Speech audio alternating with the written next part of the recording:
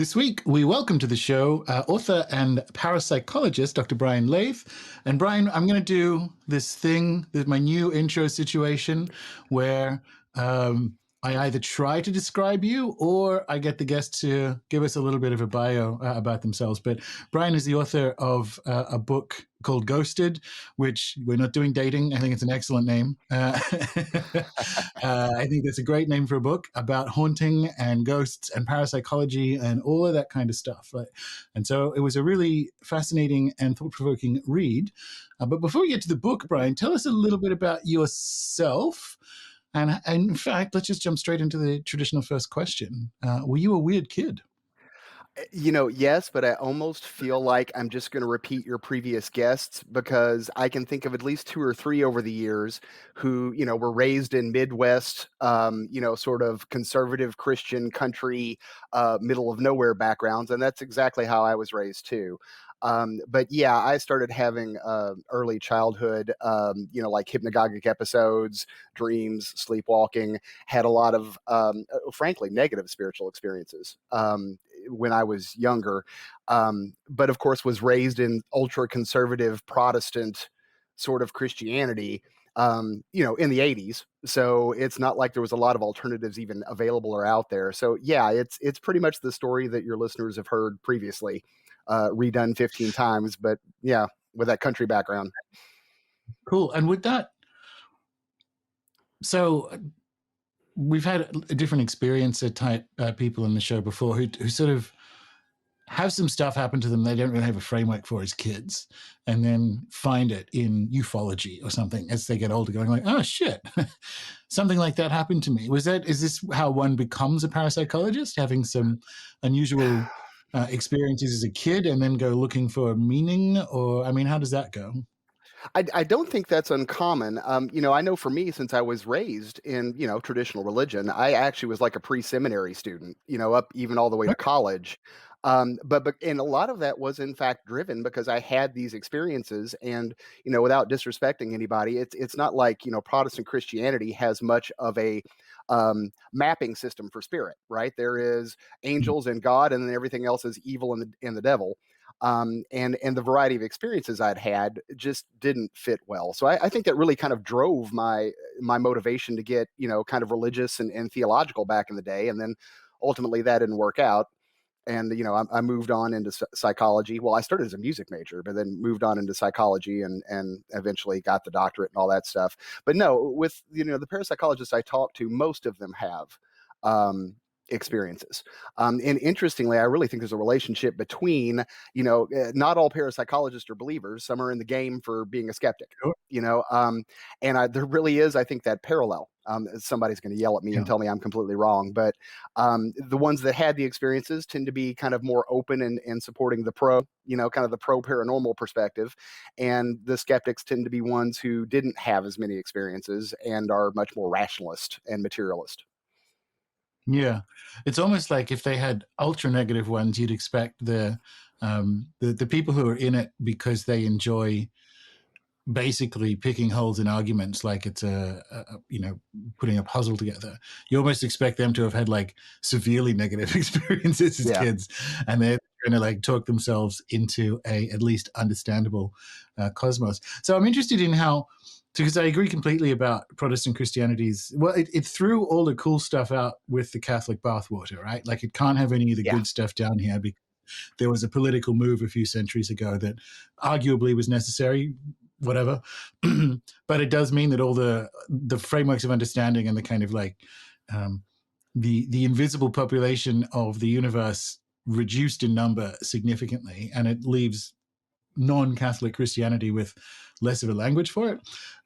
So I think that's a good observation. But like, so how did that work? Getting into seminary or getting up to seminary, if you're hanging around with other, budding clergy, are they wrangling with the same stuff? Which is like, this is some kind of real, but the stuff that I've experienced doesn't doesn't I, fit with it. Was there a lot of that going on? I mean, what was that move for you? It's like, okay, there has to be a moment where it's like this isn't a satisfying answer and it might be somewhere else. And talk us through that. Well, I think, before I actually got into parapsychology, my area, surprise, surprise, with what I've told you, was I got into the psychology of ideology and religion. So I started Okay, looking cool. at, yeah, Yeah. yeah, right. So, now that wasn't until later, but I do remember, back in the day, I started my first year of college as a music major, pre-seminary, was, a conservative Christian school. And, lo and behold, I ended up with the rebellious people because I committed the cardinal sin of, hey, wait a minute, this doesn't make sense. If this Bible says this and we're supposed to be following this, why are we doing this, and why is everybody ignoring that? And of course, now granted, we're talking the early 90s. They didn't put you up on a cross to let you die, but that was not a way to make friends. So, as a result, I think out of the 5 or 6 friends I had in early college, and we would wrestle with this stuff and talk about it, I don't think any of them stayed in traditional Christianity, just Yeah. because that we're going to believe and we're not going to question component. Thinkers, oh man, I'm going to get in trouble for this. People that are really critically thinking, or people that are really interested in metaphysics or theology, regardless of their religion, they're a bit of a different breed than your traditional follower. Right, you're a person Sure. who's like, I'm going to believe what I'm told. I'm going to believe that this is true, and I'm going to run with it because it works for me. Honestly, I think I didn't make it just because my brain likes to question way too much. And I'm not Yeah, saying that's cool. better. I'm just saying that was my nature. And most of my friends Yeah. that were that way also ended up in the same place. Yeah. Well, because that's an interesting layover, right? Of like, because I think of other people who've been on the show who are either near seminarians or seminary dropouts, like Dr. Jeff Kripal, for instance, was like that was a track that he considered initially, and kind of that's why I wanted to ask, like, what was the move away from that? What was the opening up of thinking? And I like that it sort of went to the psychology of religion first, because there is like an inner solve there. It's like, well, how come I think differently to these people? Like, what is the Yeah. psychology of religion? Right. Yeah, yeah, yeah. Yeah. And then from there, cool. I like it. It's a cool journey. Awesome. All right. Well, and then what was the step? Was there, you found parapsychology while studying psychology and go, actually, this is my jam? Is that how that went? Yeah. Oh, yeah. In fact, early on as a psych major, I discovered the Journal of Parapsychology, and I remember reading an article from BIM on the original characteristics of, I think, the Exorcist case. And fell in love, but then quickly got advised by all professors and people like, do not touch this. You will never speak to another human being again. And for years, I just left it alone. But about 12, 15 years ago, I'm like, yeah, I'm coming out of the closet. Screw it. And I just went gung ho into parapsych, and started on my own because I've had a love of it since the early, I first got a hold of psychology. But again, depending on who you talk to in academics, they will very much, well, it's almost irrational. That's really an issue where religion and ideology is kind of interceding itself in academics, and certainly in scientific fields. We could talk for days about the assumptions that mainstream science makes that it really can't prove. You know this, right? I've heard you talk about it. Um, but no, I Mm. just, after a while, I was like, whatever. I'm just going to go for it. I had a at the time a tenured position, and I'm like, man, I'm going for it. Yeah, nice, nice. Well, so that, I mean, one of the things I want to talk about, um, which we'll get to, is like, what's the point of parapsychology? Because it just, and reading your book, I'm. It's sort of like it's like me hanging out in a lesbian bar, right? Because like they're not buying and I'm not selling. So what am I doing here? And I think that about parapsychology is like it's found the corner of the world, the minority of people who don't have who won't admit to an awareness that there's something going on, which is Yeah, this sort of subsection of Western academia, and it's been there for 130 years, irritating this tiny minority of the population of the planet that yeah. doesn't like that they're never going to convince. And so I was sort of thinking like, well, what is the point of parapsychology? Like to you, what do you know what I mean? Like, what Yeah. is everyone doing there? And thanks for a simple question, Gordon. That's not at all something I need to parse out into like 3 stages. Okay, I let me first say this is my opinion and not everyone else's, right? Obviously. Um, I think in some ways parapsychology was this way in the late 1800s to stick with materialism, right? To stick with this kind of Victorian idea of science. And yet, because we did at least claim to a certain extent back then to know less, right? There was still that Mm. possibility that they could fit, strangeness, magic, the paranormal into the system. And frankly, Okay. in those, early SPR days, I think they did. They start because people weren't making so many assumptions. We've ignored all the quantum physics findings, from 100 years ago that tell us all sorts of things about things not being absolute. Um, but then as a result, as it's grown over the years, interestingly enough, for many decades, the psychology of religion was also taboo. There was a there Yeah. was a there was historical papers by Taves that was showing that they were banning psychical research and religion, not so much because there wasn't a way to study it. They just didn't like the idea of it being part of this new budding science where they wanted to have a good reputation. So they let the Yeah. Okay. psychology of religion back in, around the 50s, but parapsychology never got the pass. So it's been this underground redheaded stepchild of science for 110 years. But to bring it forward to ultimately what you're asking, I think we are. I think Dean Radin was right with his book. Um, Parapsychology is trying with that sort of modern science feel and set of labels to study magic. I really think Yeah. we're just doing with different terminology that the culture of science will accept, doing the exact same thing as what, all the occult volumes tell you from, Victorian times and upwards, which is keep a magical diary, track your results. Are you getting progress? What works? What doesn't? Um, I think it's the same thing. I think it's just been, for lack of better words, whitewashed to be more acceptable in, materialist scientific terminology. And But see, certainly as, that's the bit yeah, that I think is interesting, right? Because I agree 100%, and I think Dean's right there as well. But it's almost like the world has changed so much, certainly in the last few years, and the irreparable damage done to science and medicine and whatever reputationally. But you agreed. would sort of you could feel that this decade anyway, or even this century. It still comes back to like a gay guy and a lesbian bar. It's like, why are we trying to convince the people who are never going to be convinced, which is like this sort of materialist holdout? Because there's absolutely bang on, like, what was the point of it initially? I think there was and I also think for some of them, there was a kind of, because I wrote about this in Chaos Protocols, in the 19th century, there was a unwillingness to let the universe demagicify, right? Like to disenchant. So there was, as that kind of hyper materialist, like imperial Darwinist view of like the universe's machine was coming up, there was that like uh, understandable quest to retain some of the magic in the cosmos. But like here we are now, and it's like, does it need one of the things I really respect about parapsychology is something I learned from Dean as well, which is that generally speaking, they have more rigorous, or they more rigorously adhere to the scientific protocol because they're aware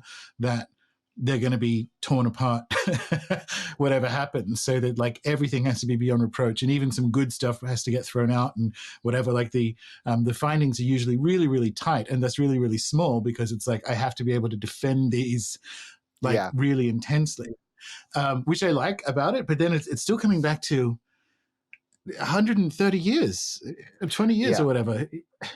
Well, When do we like go, you know what? We're gonna take this field in a direction where it doesn't need to speak to these people who will never be convinced.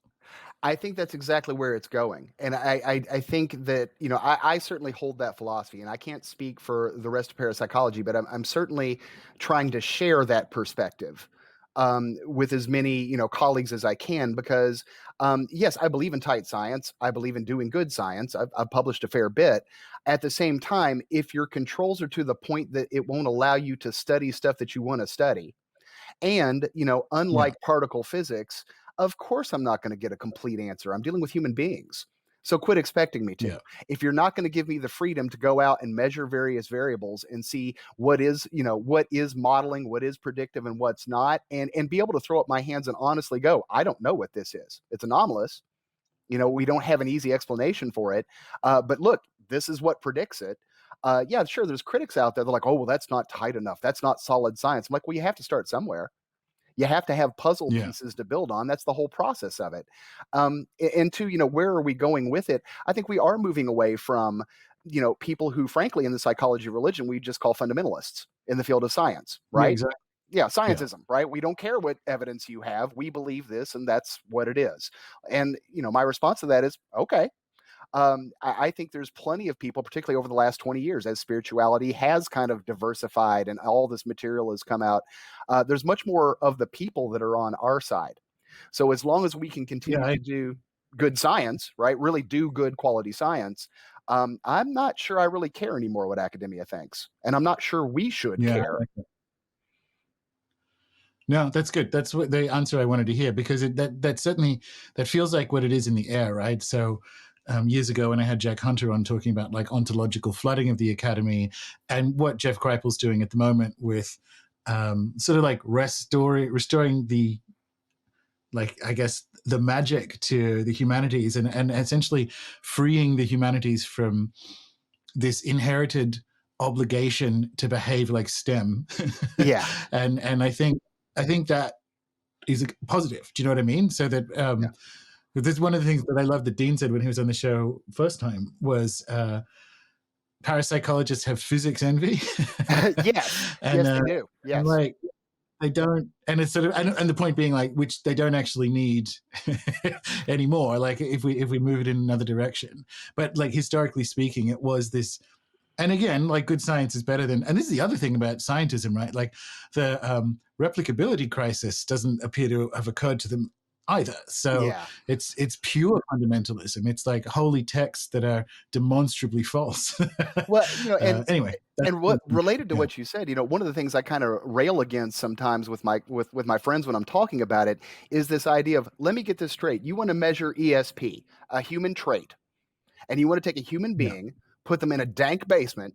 You're not going to pretest them for any of the variables, right? Not going to see what traits they have. You're not going to, get them comfortable. You're going to put them, in front of this 1985 computer in this cold, dank environment, and you expect them to produce psi on demand like they're a physics widget.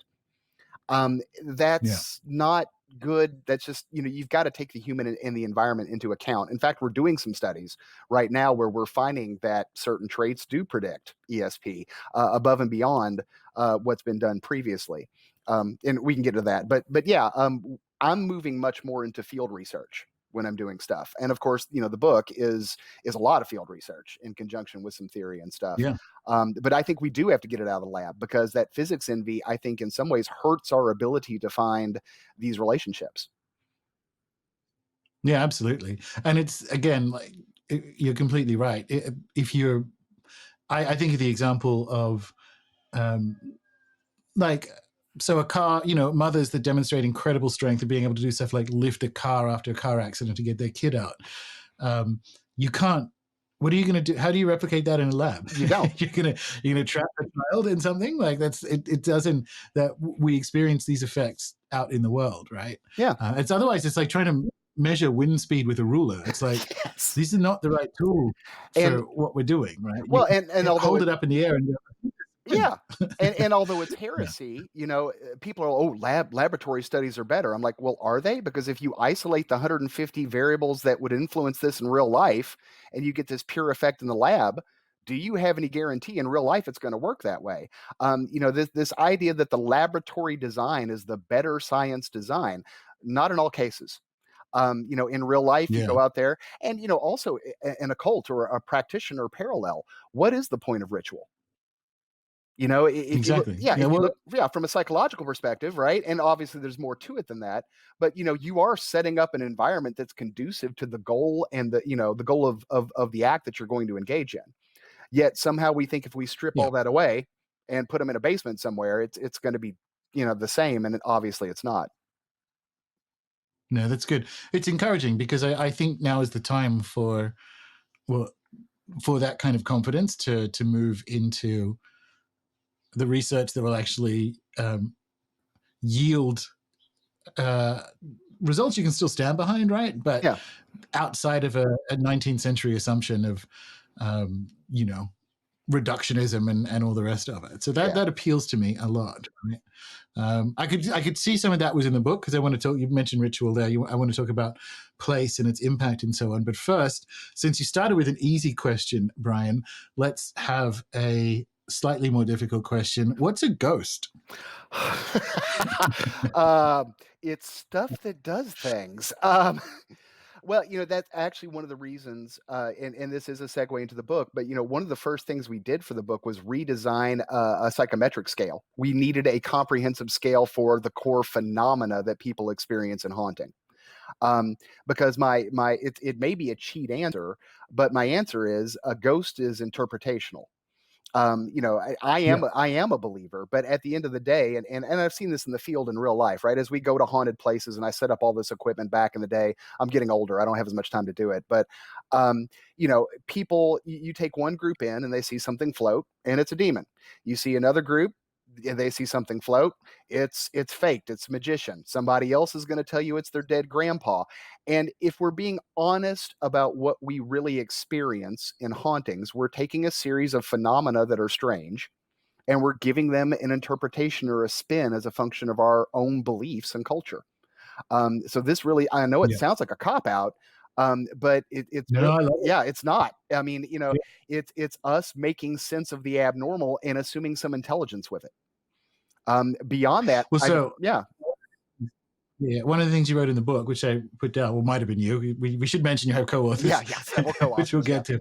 But like, ghostly episodes might just be a label for encounter experiences, right? And I love that because all the time reading the book, I was thinking of Whitley Strieber and other people in kind of ufology, where in about a third of UFO experiences, right, there are dead people. There's like someone's grandfather or whatever is in it, and or dead colleagues or something. So and like on the whatever the spaceship is, right? Yeah. So which this is why what is a ghost is such a good question is it's an explanatory framework that you will have some it probably fits better than UFO in a situation like you walk into an abandoned mental asylum and a chair gets elevated, right? Mhm.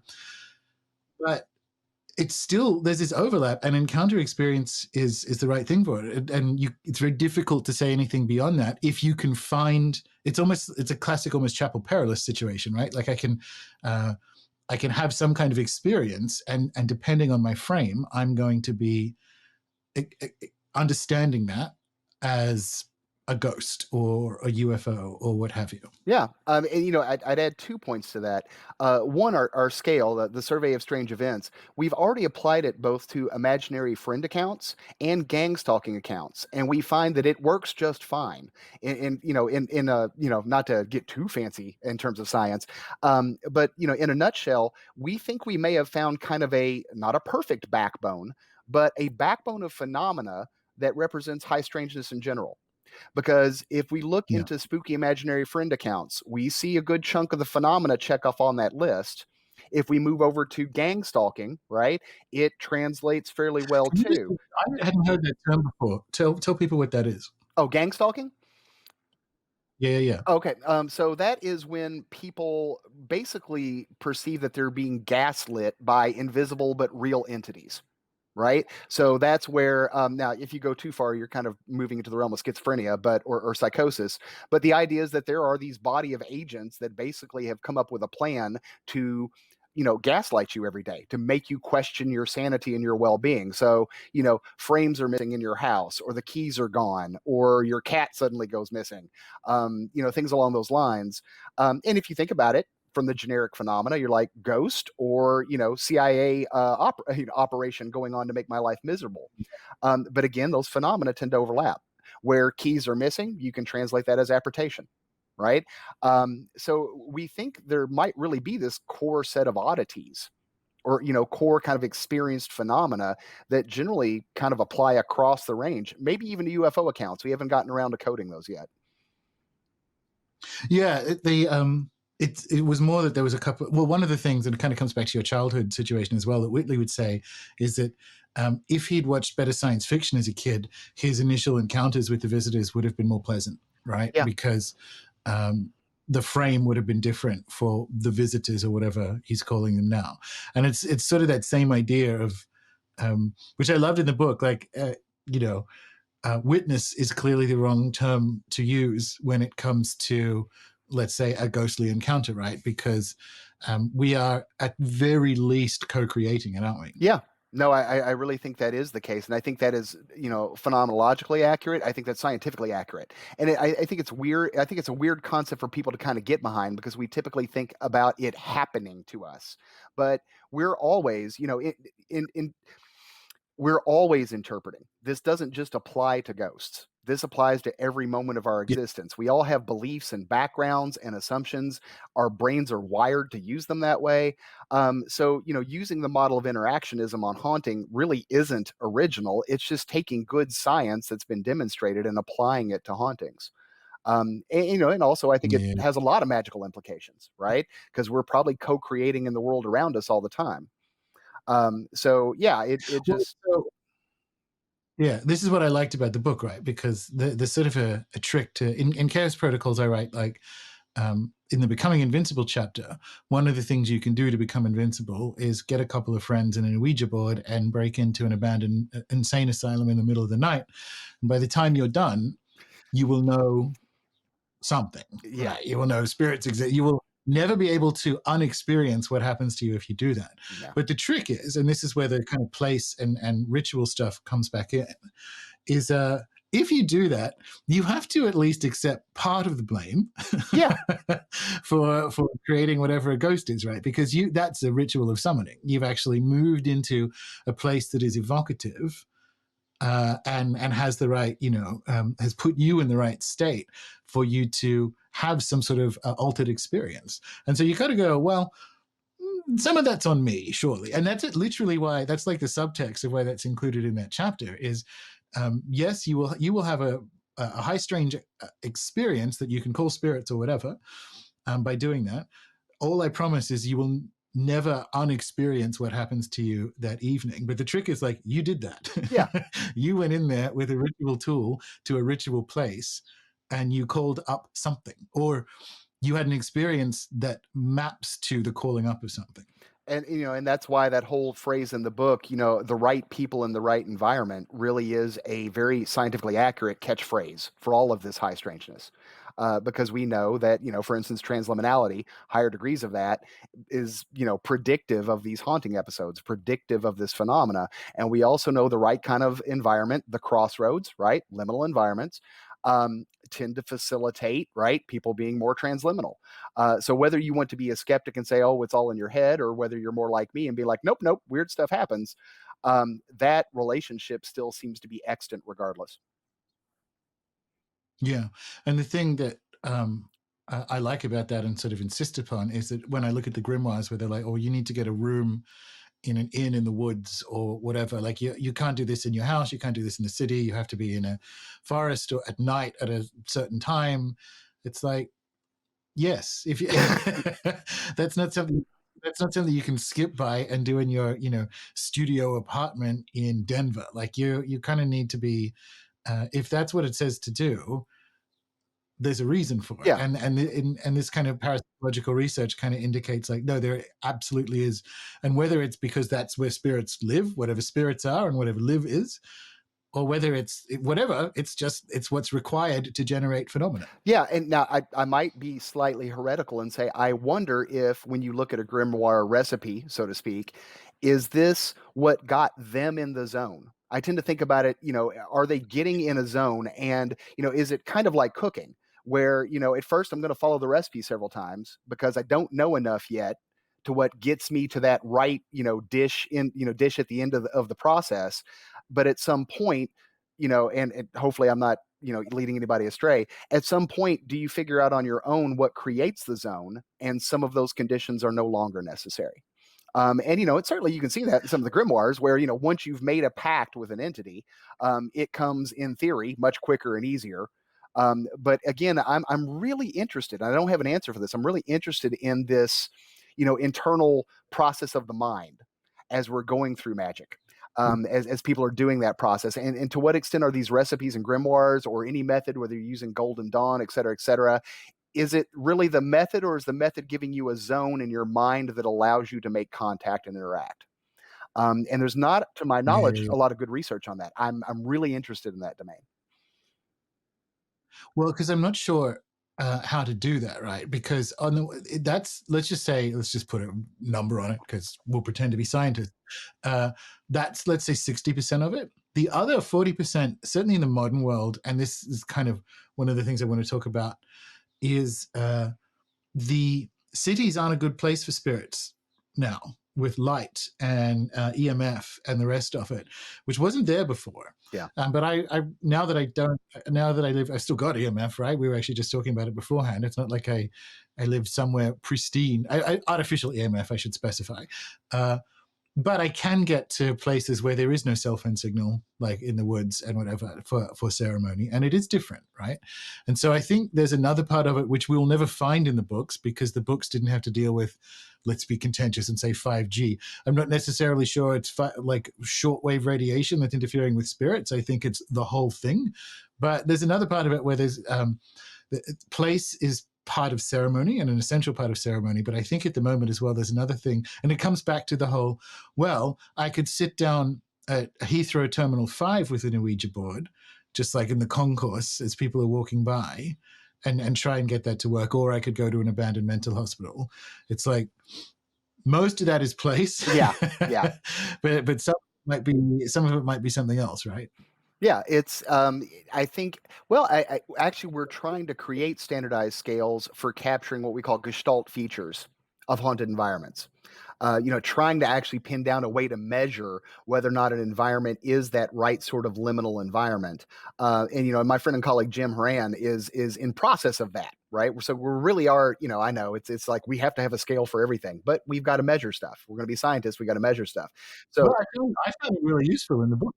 Yeah, that was like, I thought that was really well done. The scales that are in the book. yeah, it's so we're that's part of what we're trying to also do to get it to other people, is like, look, no, look, we found good measures. These are real scientific measures. The mathematics work well, but we're trying to expand the things we can measure. So we're trying to create new scales, and figure out that difference between the person and the place. I'm doing studies right now. Actually, I just published a study where we were looking at how crowded is it. I actually designed a mobile ESP app so anybody could just use it on their phone. And I'm like, yeah, go do it anywhere. We did a longer study, but I took the preliminary data from that, and we were finding, of course, you're going to be like, ta-da, focus made a difference. Intention made a difference. How crowded was it made a difference. And, my critique in the paper was, guys, we got to get this out of the lab. If we want to understand, how people do psi in real life and can they do it, then all of these environmental and contextual variables have to be addressed. If you ever want to get a good how-to recipe for doing ESP, so to speak. Yeah, that'd be fun, because you can start off with like crowded, not crowded, but then you can also move into places that are matched to the sort of haunted place scale, and say, well, what happens if we do ESP in a graveyard in the middle of the night? Right? We've done it. We've done it, sir. Because actually, the study in the summer is we took people and we measured them in transliminality, which is basically a fancy word for thin boundary structure, right? So, long story short, that's people who are high in transliminality. It's easier for unconscious material to move into the conscious, right? But it's also easier for outside environmental stuff to kind of move into the psyche. So they kind of have like a spigot that's on higher. And by the way, yes, that can get dysfunctional for people if they don't know how to control it. But we measured that. We measured paranormal belief. And then what we did is we went to an actual site where I've captured phenomena for. And so we would give them a tour inside an actual location that produced real phenomena, and we'd have them take ESP tests. And then we would take them out to a tent, which was drab and boring, and make them listen to a skeptic for 40 minutes and give them ESP tests. And interestingly enough, we actually found this interaction where people that were higher in transliminality and higher in paranormal belief were actually scoring better at ESP tests in the haunted environment compared to the drab skeptical environment. So that actual, we have initial data that's showing us that interaction is a real thing, and it appears to apply to quote unquote magic / psi / ESP. And we're hoping to replicate it this coming summer. That's excellent, because that comes back to grimoires to me. If they tell you that that's where the spirit is, or these are the conditions that require it, pay attention because it will actually impact the results or move the needle, right? So one of the things Lee Morgan, who's a friend and neighbor who writes books on witchcraft, he said sometimes he thinks we should call the sight the noticing, right? And that sort of comes back to transliminality, which is people who have the sight are generally more. Another way of describing that is to be more impressionable in places that we could say are haunted places or on that scale, and also more aware of their inner processes, right? So that would, it's kind of like the word ghost, the old-timey Irish word like the sight for transliminality, for instance. But I like that reframing that he said. Sometimes I think we should call the sight the noticing, and I sit with that. I think that's a good way of kind of opening it up. Well, since this is recorded, I may steal this from you. I may steal that phrase from you because you've got it on record, so you can always come back and get angry at me later. Yeah. No, that's Lee Morgan's, credit where credit's due. But yeah, for sure. I think that's the right way of. It's really helped me to understand or to open up historical contexts around things like that, right? But this is a good. What is the haunt hierarchy, right? Like speaking of like transliminality and experiences people can have in different places, there is a scale when it comes to ghost encounters, isn't there? Yes. From down here all the way up. And I'll try to keep from being too geeky about it. But basically, we ended up with 32 items, and the scale runs a little bit differently than if anybody's ever took Psych 101 and you were forced to take those surveys, right? It's like for your grade or your credit. This scale is a percentage probability scale. So what it does is it maps out the probability of different phenomena occurring to you in a haunting environment. So we have like most common phenomena, medium phenomena, and rare phenomena. So things like, sensed presences, highly common, right? Psychosomatic or subjective phenomena, highly common, right? I felt poked, I felt touched, I felt a negative, that sort of thing. In the medium category, you get to kind of the sexy, sassy stuff, right? Where you're like, did that just move? Did I just see psychokinesis? Apparition sightings, odd voices. And then you get into the rare category with like, oh, holy shit, that thing just set on fire. Or full-blown objects moving, or just completely visible apparitions. But that's the neat thing about it, is when you take a large sample and they're honestly telling you about their accounts, there does seem to be this consistent probability. And there's also different, subsets of experience. So what I'm talking about are spontaneous encounters, right? Because when we first did this, we're like, we don't want too much psychology or bias to enter into it. So let's do our first scale on, oh, it happened to me, but I wasn't expecting it, right? But we also took samples of people that are entrepreneurs, right? Or people that go out and go on ghost tours and actually do this, ghost hunters. And you do see a different probability profile. So, depending on their motivation, different encounters different types of phenomena become more or less common. But interestingly, they always stay in one factor. They're not, you would think perhaps that subjective events, things happening to the inside of us that we can't prove by observation, right? So if you get pushed, even though that we might think of that as an objective event, if a ghost pushes you, it's not really, because it happened to you in your five senses. And teasing that apart is frankly impossible, right? But the point is that subjective and objective stuff are intertwined in this scale. They don't separate into two separate scales. They don't become different types of hierarchies. There's always this mixture of subjective, moving to objective, moving back to subjective with this weird rarity. And we also know that across conditions, that mixture stays the same. It's this one factor backbone. And we find that mathematically really exciting, because we're like, oh, maybe we are onto some core phenomena. And interestingly enough, the stuff that really freaks people out that you can capture evidence with, right? Objective events. Hey, here's my camera, I caught these shadow people. Here's my camera, I caught this floating. That still just mixes in, right? The truly anomalous capturable stuff still mixes in with the subjective stuff. So there's this interwoven kind of DNA of subjective objective that, even with people's backgrounds, beliefs, and lifestyles, still stays a unified hierarchy of probability. Just the items might shift a bit depending on their experience. So we're like, ooh, we're hoping it holds up with more testing. Yeah. Because the subjective objective thing, this is the other problem. Well, one of the many problems with parapsychology is that it has an assumption that how personhood is constituted in the West is correct, Sure. right? Like where the person begins and ends, so that which you don't find pretty much anywhere else, right? Like what we would call subjective or inner experience, the boundary isn't in that same place in the Amazon or Aboriginal Australia or something, right? It's so I'm like, which is to say, it's not surprising that things that have been marked in parapsychology as subjective and objective are intertwining around and through a real phenomena or like real data, right? Because we're bringing those definitions that are essentially not, I wouldn't say arbitrary, but they are, they belong to a specific metaphysics, Yeah. right? So do you know what I mean? Oh, Like yeah. it is a good sign that they're kind of blurry, because I think subjective and objective are blurry. Sure.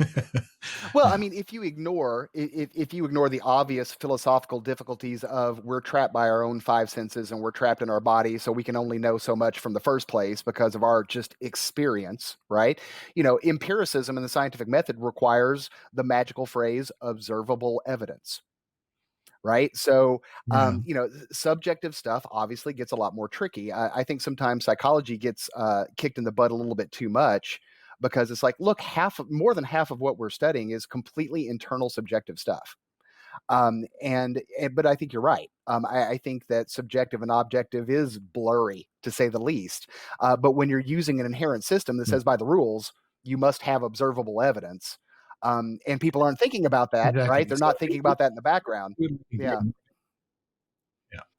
If you step into it like a game, because that's sort of, there was some bits in this book where I'm like, not content wise, but like that annoyed me, and it annoyed me in the sense of like, it's bringing assumptions with it that I don't think that more that I think are getting in the way, right? So I actually have one of them. So this is phrase, I don't know if it's yours or one of the co-workers, right? But like we get a definition of paranormal in the middle of the book. But by the time we get there, it's already been used in ways that I guess would almost like set off alarm bells. Like there's something that's called traditional paranormal beliefs, which, and I quote, tend to be culturally transmitted and seem to be beneficial in maintaining control on social or cultural levels because these beliefs invoke evil or fear as part of the makeup of paranormal events. And I'm like, that's too 19th century for me, right? Like that's almost imperial, because it's looking outward at other life ways and framing them in this in that imperial frame, Yeah. right? Rather than, well, I don't think that's what I don't think there's no such thing as paranormal in the jungle. Yeah. So there's no traditional paranormal beliefs for a start. And then I don't think we need to be utilitarian about, and this is their social function. So there's sort of a few bits in there that I'm like, this is like the subjective objective.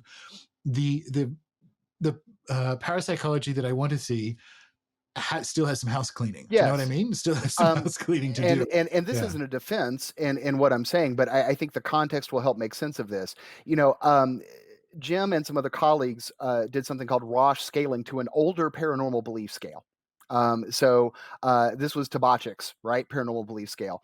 And when he got two factors, he calls it traditional paranormal beliefs, but I would add some flavor to that. What it's really assessing is, I wouldn't even call it traditional. I'd call it conservative Protestant beliefs, right? This idea of there's Okay. a devil out there and it's coming to get you, right? Anything that anything that is not straight out of a church and has angelic wings, you best look out for, boy, right? So even though it gets framed in much more sciencey sort of terms, when you actually look at those items that make the traditional paranormal belief scale, what you basically see is something that someone that was conservative and Protestant raised from the 60s or later would absolutely endorse. It's more of a kind Yeah. of a black white Protestant worldview. I'm not saying you're wrong, by the way. I agree with you 100%. But there's reasons those items tend to get framed that way, because it's an older scale. And Yeah. that traditionalism that we're trying to capture is really them being locked into this idea of good, bad, good looks like this, bad looks like this in the realm of the paranormal. Yeah. Fair enough. All right. Sure. That sounds good. Oh, actually, while we're talking about, it was sort of a little bit further back, because there's some really interesting stuff in the book about technology, which I want to talk about in the pursuit and manufacture of ghost or haunting experiences. But before we do, something's always confused me, or I've always wondered, why was ghost hunting so big in the early noughties? Like in the early 2000s, it seemed like everyone Yes. it seemed like everyone was ghost hunting. Why? Like, and again, that's a cultural commentary question. Like, what's your take on what it was about the early millennium that got people ghost hunting? There are some authors that have dug a little bit into this. In my personal experience, right, and then applying a lot of sociocultural stuff because my educational background is actually social psychology as a PhD. Getting taps out there, actually getting the first ghost hunter show out there. There was very Okay. much an active growing group of ghost hunters in the early 90s before taps got out there, and I actually knew some people and were trained by some people that kind of got tapped by the Sci-Fi Channel initially, but they ended up going with the Plumber Boys. But then once it started to catch on, it really is very much it follows a classic model of memes or contagion. Enough side people were like, hey, let's do some, post 90s goth thrills and chills. Let's go hang out in the dark basement and do Ouija boards. And then people are like, maybe we can add science to this as they understood it. And then, of course, television caught on. And, it was what, 4 years before there were 15 versions of Ghost Hunters on various cable channels?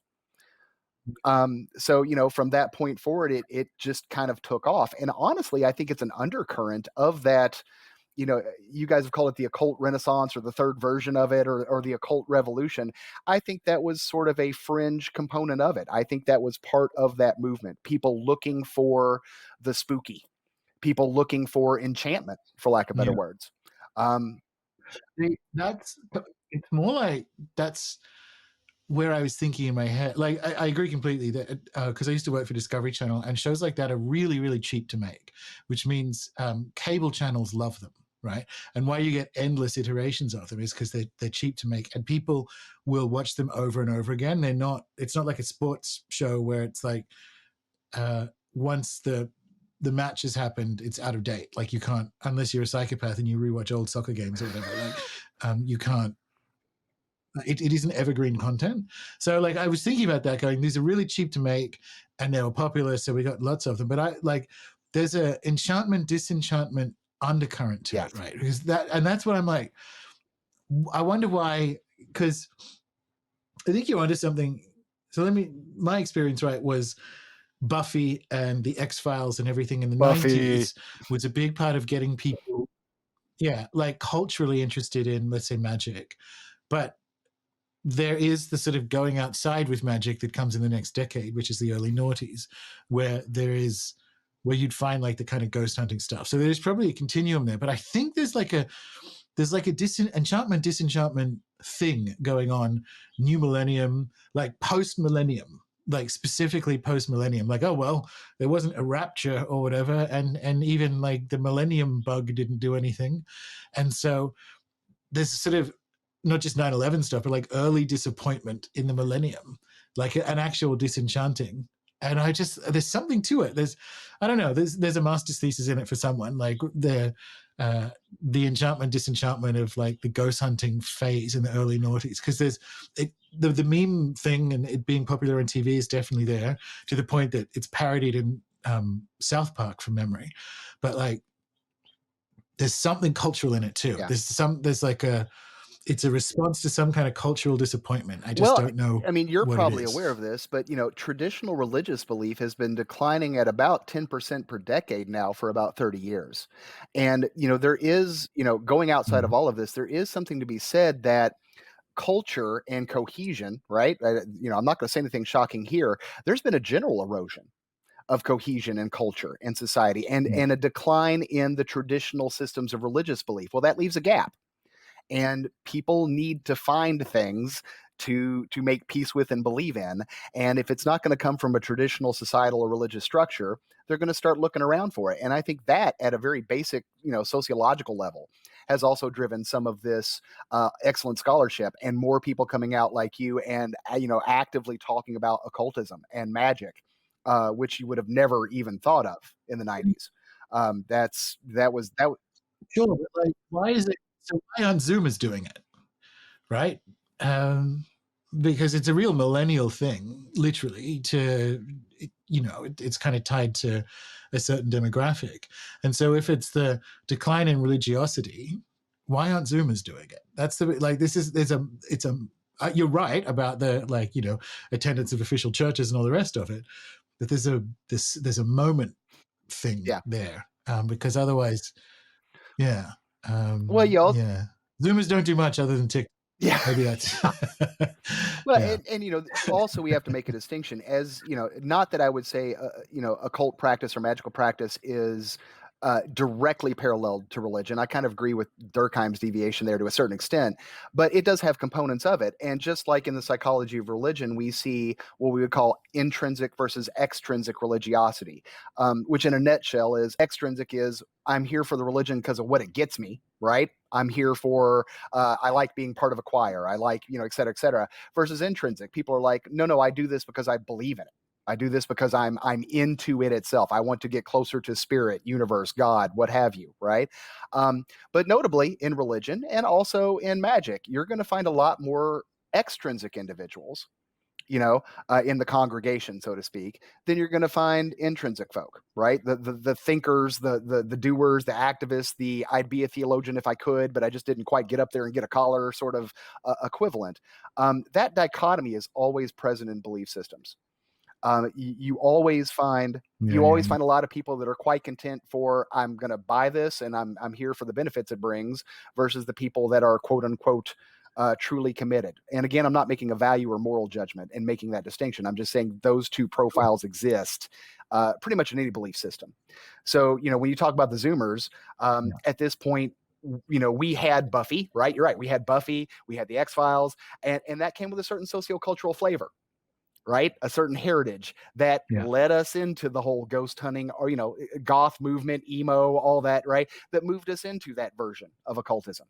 But now the younger generation, right? They've been raised in a different flavor. So they may not find the stuff we're doing as attractive because their background was brought up differently. I'm just throwing out an opinion, but. Yeah. That's good. No, I like it. I'm into it. That solves it for me. So it's another thing I can blame TikTok Exactly. for. Not introducing Zoom Buffy. Okay, good. Well, actually, speaking of technology, something I learned from the book, like, oh wow, like that makes complete sense, was uh, ghost hunting in technology with reference to the film Poltergeist. So, like, tell us that's sort of like a BC AD moment in Yeah. parapsychology, isn't it? Yeah. The equipment is useful, right? But of course, the problem is, do you know how to use the equipment? And is there really a point into you having that sort of equipment in the first place, right? Equipment, and you're certainly familiar with Foucault, right? It's a form of, techne. Look at me. I'm an official. I have a device, right? And so a lot of the ghost hunting groups and all of them, they take on all this equipment, and there's also a fair amount of people that are making a lot of money from making this equipment. But again, as a scientist, I have to back up and go, if you guys just want to enjoy the haunted environment, enjoy the haunted environment, because there is a whole lot of Yeah. there's a whole lot of detail involved in collecting data from all of these fancy gadgets, from understanding the difference between a 3-axis EMF meter versus a 1-axis, data logging. Why would you use it, right? We've got chapters in that. But we also emphasize that if there's not a point to having that technology, even though you can say it makes you look scientific or it may make things look better, drop it. What's the point? Because if you're not, if Yeah, you're yeah. not interested in testing hypotheses and collecting data, then be honest with yourself and experience the haunting environment and enjoy it because that's what you wanted to do, and that's okay. Um, you know, Mm. Well, because it never really occurred to me that prior to that film, it wasn't so. And of course, because it's cinematic, yeah, like it needs to demonstrate that this is like an official and real thing. Like now we're taking this seriously. Like that was a bit that I like woke me up. I'm like, oh yeah, like the actual dramatic beat of okay, and because it actually adds to the terror, right? It's like this stuff is showing up on actual scientific devices, like it's some yeah, kind of real. Right? Do you know what I mean? But it didn't really occur to me that they're like fetishes or talismans that you have to allow you to kind of step into a role of someone being in a haunted place, and if anything, that's their Yeah. major function. Well, you know, More than anything else is to kind of they're ritual implements rather than anything else. Like, and because it does allow you, and this comes back to the kind of ghost hunting craze and the rest of it. You buy a couple $100 EMF meter on Amazon, and it's like, okay, cool. Now I can go ghost hunt, and it's like, well, you probably yeah. could have before. And that meter, unless you're doing, Yeah. because I've done studies on this, there is a relationship between EMF variability change and observable and subjective phenomena, right? Objective and subjective phenomena. I've done 3 papers on it. It's replicated 3 times, but it's a small effect, and you have to have a data logger. You have to be collecting 4 to 20 samples a second. So sure, you can wave a meter around, but something I would put to you, Gordon. I'd want to know whether you would agree with me on this. How is ghost hunting not just a form of technomancy or necromancy with devices? No, well, if you go looking for ghosts, that's what you're going to find. Like, that's exactly what it is. But if you're looking for other stuff, you use different devices. But that was the bit that I'm like, shit, because I have presented on this longer stories about the role of technology in magic, like going back tens of thousands of years, right?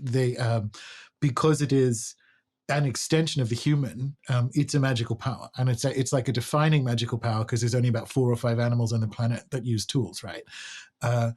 So I sort of situated in that very long timeline. And you're right, like post Poltergeist, the ritual implements for summoning ghosts are now, you know, ultimately not necessarily redundant, but like largely spurious electronic Yeah. devices you could get on Amazon. But like, you wouldn't do it. Like, if I mean, I guess I would, because I have magical friends, right? So we would go and investigate a haunted place without these toys. But if someone brought them, it's like, sweet. But I guess for other people, like, I find this really fascinating that uh, haunted places are in the modern world, like on the other side of this technological door. Like, if you want to kind of like officially declare somewhere haunted, it's like, no, bro, I went there with like an EMF meter and a night vision camera, and we saw all this stuff, and that's really interesting. So that what a haunting becomes is artifacts of this Yeah. technology that was inspired by a movie about Well, yeah, ghosts. but I mean, if you go back historically, the Fox sisters were using raps. People used Ouija boards for seances. Crowley made his own special board. The Victorian Golden Dawn folk had their method. Well, now you move forward. Oh, look, my pod's beeping. It's a ghost. So we're putting faith. The Yeah. Cro-Magnon was putting faith in his device that it was a means of communication with spirit, and through the technology Well, continues. EVP was around like the beginning of radio. Yeah, EVP was around from the beginning of radio, and there weren't even that many of them around, and you'd get these like weird pareidolia like sounds like on just like a normal radio Yeah. in the early days of it. So I'm always like, yeah, super interested by how all that stuff kind of weaves together. But like, we've a couple of the other things I want to talk about: haunted um, people, and I want to talk about haunted places. But let's go with people first, because you did something which I liked, and I like the justification of as well. But like, tell us why you use the word syndrome in that Well, we context. use syndrome because we're saying from what we know from the data, right? It's underpinned by what we call a transliminal dis-ease model, right? And we always say dis-ease, not disease, right? Because we're saying that these hauntings, these phenomena that people experience, sometimes are person focused, and definitely create a sense of uncomfortability, sometimes to the point of anxiety and fear. Right. So it is haunted people syndrome because we know that the right degree of transliminality and the right environment with a person who's not necessarily prepared for it and has, this repeated systemic experiences, creates distress, dis-ease, that, kind of separates them in almost like a gaslighting sense, right? So it's kind of detaching them from what they think is real, and it's causing, in many cases, psychological distress, and a lot of questions and issues Yeah, as a consequence of them having these experiences, and them in some cases following them across multiple residences, et cetera, and not having a good structure for either controlling what's going on or making sense of it. yeah. So basically, there's a the data indicate that there's a kind of person or personality type, that's not the right word, uh, but there's like a sentiment and personality type that predisposes someone to have experiences that would be described as hauntings or ghosts or what have you in certain identifiable now Yeah, and of contexts, course, right? I missed one big component. Typically, it spreads among loved ones, right? So there is a buy-in component that occurs among friends and family. So the distress of the one person starts to become the distress of the other person. So in family environments, you see this in poltergeist cases, right, where they're well documented. Hot mess all over the place. Because of what's happened to the one that spreads to the other. So we talk about psychological contagion, noting that we don't know what the actual mechanism for contagion empirically is. So you might be able to throw some psi in there, right? Um, but yeah, it is Yeah, both a social process, right? It's a contagion process. It's a disease or uncomfortability process mixed with high strangeness that can occur over time. And we know that yeah. transliminality tends to predict it. Well, yeah. So that's a crucial point, that you're not saying that people who have anomalous encounters are all, just anxious and a little bit crazy. It's more that no, there are like there's a psychological framing and levels of anxiety and so on that predispose without making a judgment of what it is. That's just Yeah. what's in the data, Well, I right? mean, It's not like it's not dismissing. I It's would I would say yes yeah, and no, in the sense of sometimes we like to make this dichotomy, like, are they crazy or are they experiencing a haunting? Are they diagnosable or are they experiencing a haunting? And the real truth is it could be both, guys. It could be subclinical symptomology from a clinical psychology yeah, sense, or they might be diagnosable and they may be still having weird shit happen, right?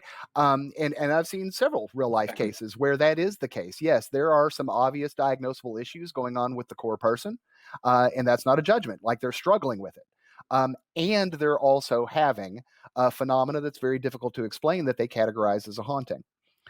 So it depends on severity. One of my Yeah, running theories, and I haven't been able to prove it yet, and maybe you and I talking can suss this out off camera, is I've run into several actual cases where we've gone and studied it, where the person is basically what I would probably call psychic.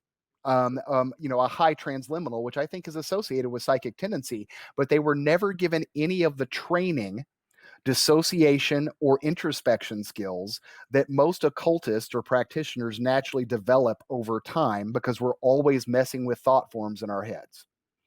And so I have yeah, totally. so So I've tried a few times to get people my to engage. Oh, I'm sorry. Go ahead. father, yeah, no. So my father's a psychiatrist, and well, retired now, but was a psychiatrist, and I used to joke, and I'm not making a joke about mental. I have to be careful now. I'm not making a joke about mental illness, but I used to joke that I spent a year living in a mental hospital because I was one, because he was a registrar at this mental hospital, but which was a couple of centuries old. The structures were one of the oldest buildings in Newcastle, and so it had ghosts and crazy people. Let's just say, to be unfair, but I have no, cousins who are still psych nurses and the rest of it, and so my family has all kinds of stories of, not everyone, like we got to be careful with stuff like mental illness, but there are people in there who are profoundly psychic and also like very disturbed as well. But like, you would pay, if they weren't, mentally ill, they would have a Yeah. TV show. They're actually really, really good at like, someone they haven't spoken to for 11 years. It'll be like, oh, Arthur's going to call today. And Yeah. then there's the phone and it's Arthur. And it just like, yeah, so agreed. Like, just coming back to your point, that there are certainly people in there. I read an article maybe 10 years ago now about, it was something like what an Amazonian shaman sees when he walks through an American psychiatric ward. And Yeah. it's like, what the, a lot of these people need me, not you. And that's, the limitations of, of our Well, cosmology, I my guess. I'd add three. I worked a lockdown psych ward for about 2 years back in the day, so I have seen the very severely, mentally ill, and cared for them. And yes, I'm not making light of the mentally ill at all. I've seen what it does to people. I've seen it to the point where they are completely dysfunctional. But I agree with you. I think there's this overlap.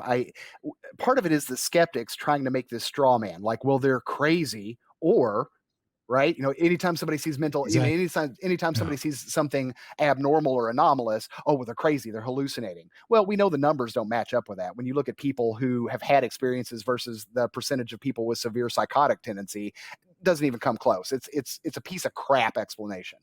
Um, but that having been said, Yeah. I think there is that blend. And I think that maybe if some of these people at an earlier age had been taught certain modes of meditation, guided visualization, I think Yeah. it would have Totally. made a difference in their functioning mental health in the long run. If that's just a hypothesis, but Absolutely. I think Well, 'cause you'll be believed on certain level. That's the other thing we don't do as a culture, right? And this is what I mean by we got to be careful with mental illness. I'm not saying that everyone who is mentally ill actually has a shamanic illness and can be cured with it, right? But there is a level of belief or acceptance of things that are going on with someone that comes with knowing something like spirits exists, right? And so that there are mitigation methods that could have been used or should be used, again, not to cure someone's illness in the situations we're talking about. And it's like, it's such a dumb, oh, they're crazy, so therefore it's not real thing. Because, like, speaking of another family story, so my father's, I guess, cousin was a basically vax damage. Well, it was more thalidomide, but he was born brain damaged because of pharma that his mother was essentially forced to take. Uh, so it was almost like functioning Down syndrome and the sort of level up, but he was a savant. So, like, you run the finger down the phone book and he would have every name nice. memorized, right? And so this idea that, oh, they're crazy, and also very psychic, like he could tell when people were going to call and so on, right? And that's come from like a developmental damage to the brain, um, which he's dead now, but like he had, but he had these capacities. So this idea that, like, oh, they're crazy, we'll dismiss it. It's like that doesn't work, because you can actually have instance of like brain damage that give people magical powers to be a little bit Yeah, glib there's about it. there's a hot ongoing debate in the Journal of Scientific Exploration about the validity of near-death experiences and the validity of out-of-body experiences. And there are the traditional, like, consciousness is trapped in the brain, and because if you damage the brain, you damage how the person behaves, and I'm like, well, okay, but how do we know the brain's not a receiver? There's I don't Yeah, deny exactly. biology, but I don't make biology absolute, and that's something I've always appreciated about your show. Is I think you even said it in your last episode. I don't believe in 100% absolutes because nature does not show us 100% absolutes. There are exceptions, there are blends, Yeah, sure. and I think if there's one thing our culture right now might be overdoing in abundance, it has to be either A or B, where in real life it's very often both to a various degree, plus 50 Yeah, other letters that we're not talking about that we haven't even measured yet. So yeah, brain damage, sure, but we still have these weird abilities that occur, and sometimes you may have severe mental illness yeah, and strange phenomena, and I don't know. I think it's all ego driven. I think I rambled there. Apologies. yeah, yeah, yeah. That's a good point. All right, so the last one is haunted places, because this is another. Uh, Well, you just tell us about this. There's Yeah, another scale, right? Or there are components that you found that could go into what characterizes a haunted yeah, place. and So talk us through sadly, that. it's not. Oh, well, I mean, it is exciting stuff to me, but in terms of like, oh, there's going to be a lot of spooky stuff there. There's not. It's when we go into an environment, we are assessing not only the gestalt features, kind of the overall feelings that we're getting from a place, but decor makes a difference. We know this from persuasion research 50 years ago, right? There's central cues to persuasion, so I'm going to make this argument and convince you, right, and change your mind.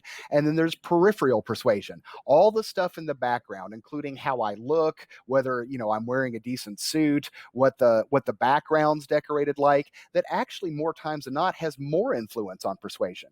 And if you don't believe me, just watch 30 minutes of television and commercials, right?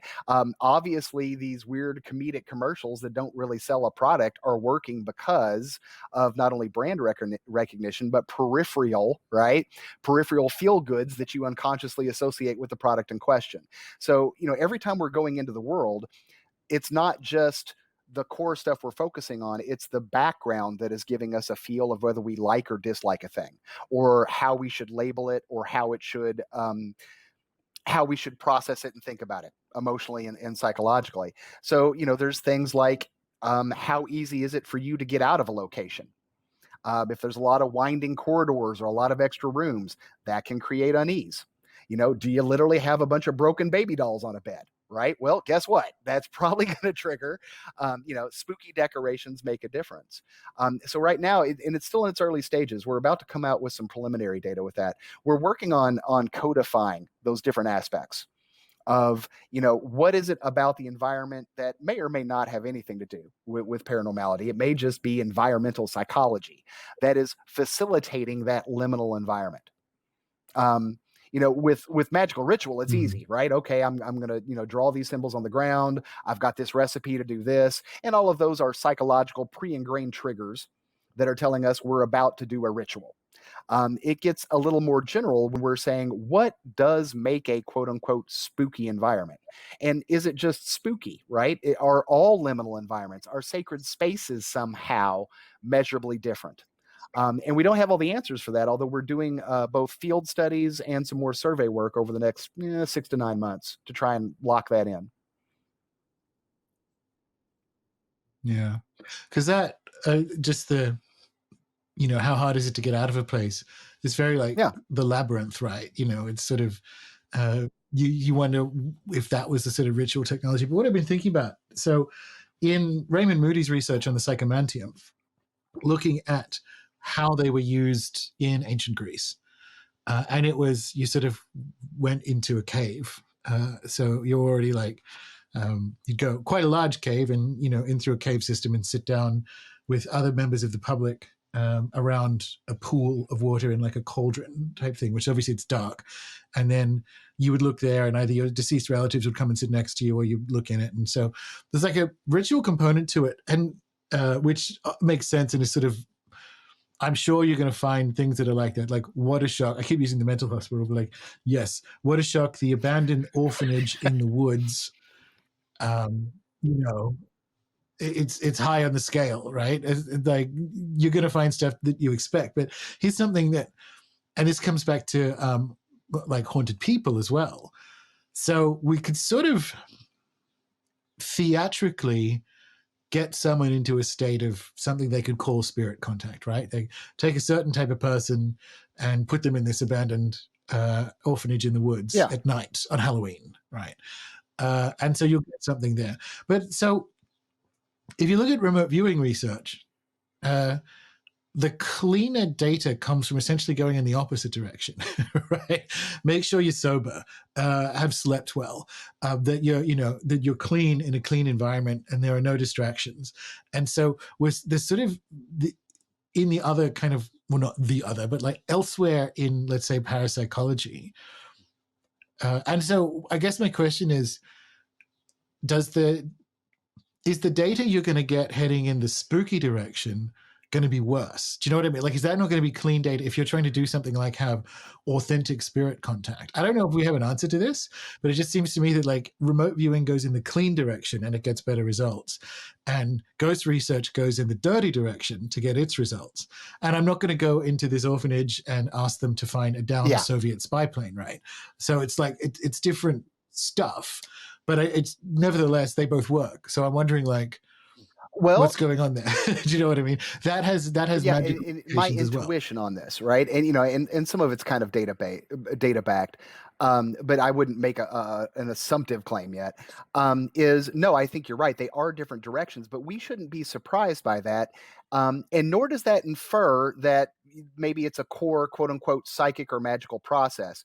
The method for summoning spirits is not the same from grimoire to grimoire, right? I mean, there's some core components. Yeah. The Golden Dawn method isn't a Wiccan method.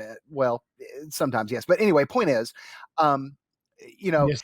yeah, I think you're right. I think to make the parallel, they are related traits. But when we say related traits, is someone good at basketball, good at tennis? Not necessarily. They're both sports, but slightly different skill sets mentally Yeah. that you need to tweak. and maybe perhaps slightly different environments that you need to perform at your best, so to speak. So that kind of goes back to what I was talking about, real life ESP in the real environment. What is not only the person's traits, what's their cultural and religious background? What sort of environment are they in? And it wouldn't surprise me at all to discover, and you're right, with remote viewing data, it's pretty much evidence that these people are like, here's your coordinates, find it.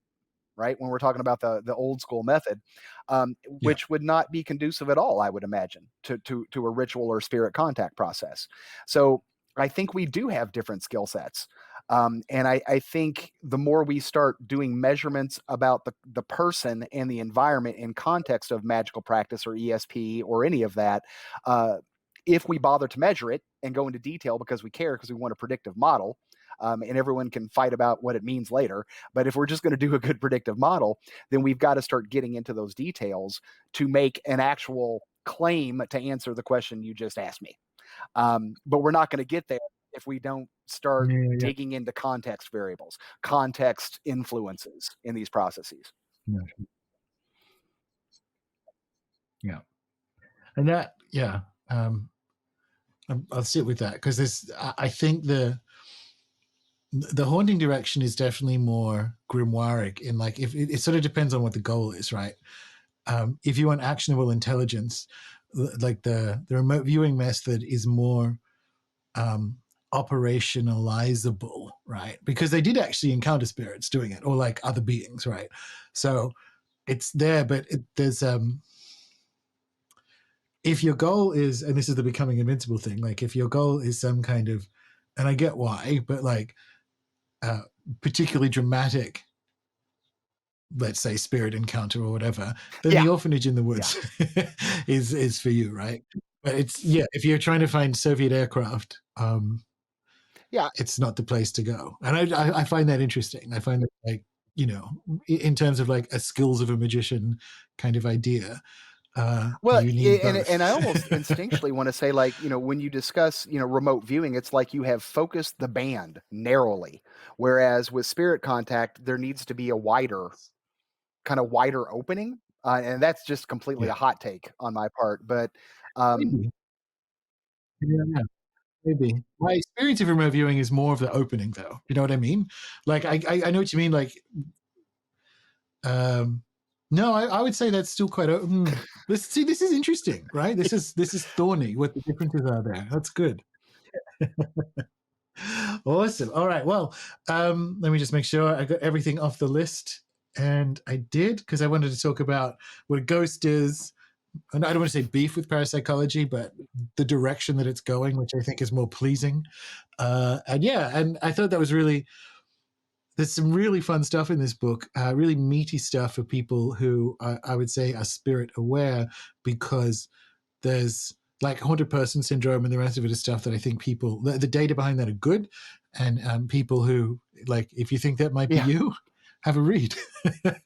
And yeah, definitely worth, and yeah, really, really diligent, fascinating kind of stuff on, uh, yeah, on these terms, and because they're so evocative. Like ghost obviously is, but like haunt is so polyvalent, especially like postmodernism with hauntology and all the rest of it. This term, so a haunted place. I'm glad you're doing this research so that we have like the components that might generally go into it, because we can use haunt like we can use haunt for like Tasmania is haunted by the fact that this is, well, one, it's haunted, but it's haunted by the fact that this is the site of basically the worst British imperial genocide of an indigenous people, and that's not specific. And the right word for that is haunted, right? And it's so I love the way you're looking at it in this field, because it kind of it opens the word up to wider and essential utility by looking at the components that go Well, in I, it. I So do yeah, I have to really give you enjoyed it. credit and say that your podcast and some of your stuff influenced my thought as we were doing this research, because I basically started this Oh, yay. campaign about the same with Jim Horan about the same time that I found your podcast, which was very exciting for me because I'm like, oh my god, there are people that think about this.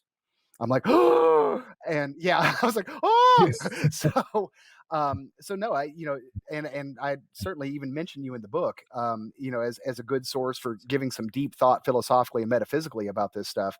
But no, due credit to you and your guests, because you guys kind of helped me inform some of my theory as I was working predominantly with a lot of people who were a lot more skeptical than I was. Um, but I would say, as a Yeah. closing note, that if you have a skeptics or science, keep in mind that whether you believe or not is irrelevant. These predictive models are still predictive. One of the things I've really been pushing with Yeah. people is you don't have to agree with what the science, or what the scientist said it means. That relationship is still a relationship. You can say that anxiety is correlated with depression, or you can Yeah. say fear spirits are associated with sadness spirits. It mean the numbers stay the same and the prediction is still real. So I think sometimes we have to step back and go, Yeah. look, science is a predictive modeling system. It's useful. If we want to make sense, whatever your motivation is, if you want to make sense about hauntings, if you want to make sense about magic, if you want to make sense about the spooky, if you want something that predicts it, well, this isn't a bad avenue to go down. Um, I like to reiterate kind of that point, because I think sometimes we get caught up in how people interpret science and interpret magic, and we keep forgetting that it's a process, and it still involves cause and effect, and it still can be modeled. And because of the weird laws of probability of the universe, we can use that math. We can use those relationships to still Yeah. make it Exactly. useful, regardless of what your belief system is. Yeah. No, it's good. Awesome. All right. Well, so for people who want to know more about the book or yourself, where can they go and find Easiest more source information? would be israenet.org. That's the nonprofit that I've been doing research out of for about 10 years now, and that I did a lot of the investigations out of. It's got links to the book and some of the individual research that we've done.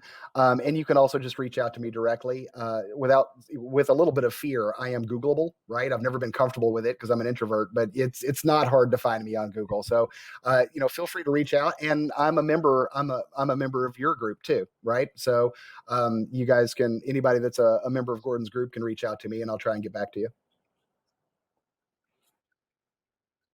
Awesome. All right. Well, great discussion. Really interesting topic areas and all the rest of it. Thank So you. yeah, thanks very much.